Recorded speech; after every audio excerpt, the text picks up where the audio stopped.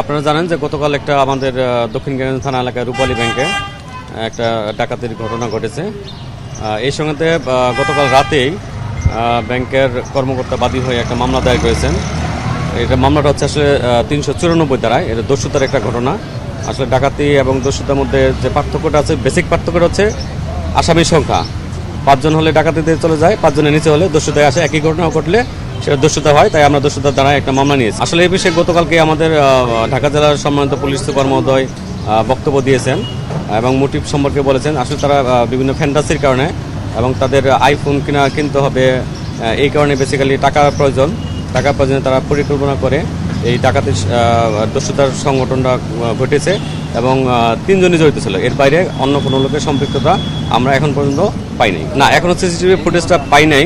সিসিটিভির ব্যাংকের কর্মকর্তাদের সঙ্গে কথা হয়েছে, তারা বলছিল যে ডাকাত দল সদস্যরা যারা দস্যুতা ঘটিয়েছে তারা সিসি ক্যামেরার ডিভিআরটা ভেঙে ফেলেছে, বাট আমরা সেটার ভাঙা অংশটুকু পাই নাই। সিসি ক্যামেরা ফুটেজ এখনও পাই নাই, তবে আমরা ব্যাংক কর্মকর্তাদের সঙ্গে যোগাযোগ করছি যাতে আমরা সিসি ক্যামেরা ফুটেজ অ্যানালাইসিস করে পরবর্তী আরও আপডেট আপনাদেরকে জানাতে পারি। না, এখানে ব্যাংকের কেউ জড়িত আছে এই মর্মে আমরা এখন পর্যন্ত কোনো ধরনের তথ্য পাই নাই।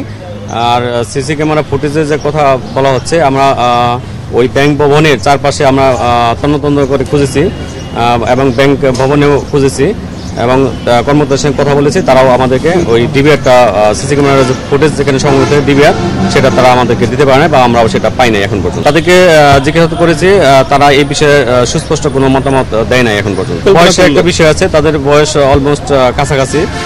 আপনারা জানেন যে দুজনের বয়স মাইনর এজ, তাদের বয়স 16, একজনের বয়স 22। তাদের সঙ্গে একই এলাকায় চলতে গেলে তাদের সঙ্গে পরিচয় হয়।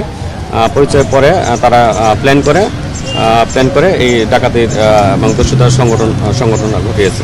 1 মাস পূর্ব থেকে তারা প্ল্যান করছে যে এই ধরনের একটা ঘটনা ঘটাবে। তারা বিভিন্ন জায়গায় বসেছে, এই বিষয়ে কথা বলে এই দস্যুতার সংগঠনটা ঘটিয়েছে। না, আমরা সিটিভি সার্চ করে দেখেছি, তাদের পাস্ট কোনো পাই নাই, মামলা আছে এরকম কোনো তথ্য আমরা পাই নাই এবং তারা যে খুব ভালো চরিত্র সেটাও পাই নাই।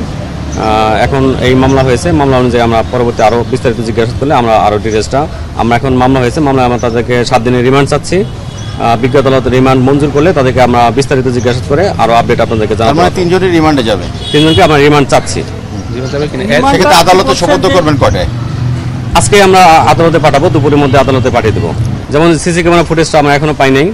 তারপরে যে এটা একটা ফ্যাক্টর, সিসি ক্যামেরা ফুটেজটা আমাদের আসলে এটা মামলা তদন্তের জন্য খুবই দরকার এবং এখন পর্যন্ত আমরা যেহেতু পাই নাই যে আরও কেউ আছে কিনা, তারপরে আমরা তাদেরকে বিস্তারিত জিজ্ঞাসা করতে হবে যে এই ধরনের সম্পৃক্ততায় আরও কোনো লোকজন জড়িত আছে কিনা, বাইরে কোনো কিশোর গ্যাংয়ের বা অন্যান্য তাদের আরও কোনো সদস্য আছে কিনা, সেটা জিজ্ঞাসার জন্য তাদেরকে আমার রিমান্ড প্রয়োজন। কিডনির যে বিষয়টা এখন পর্যন্ত সেটা সত্যতা এখনো পর্যন্ত পাওয়া যায় না, বাট আইফোনের বিষয়টা সত্যতা পাওয়া গেছে।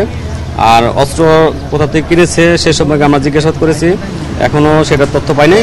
আশা করছি যে রিমান্ডে আনার পরে সেই বিস্তারিত সকল তথ্যই আমরা পাবো।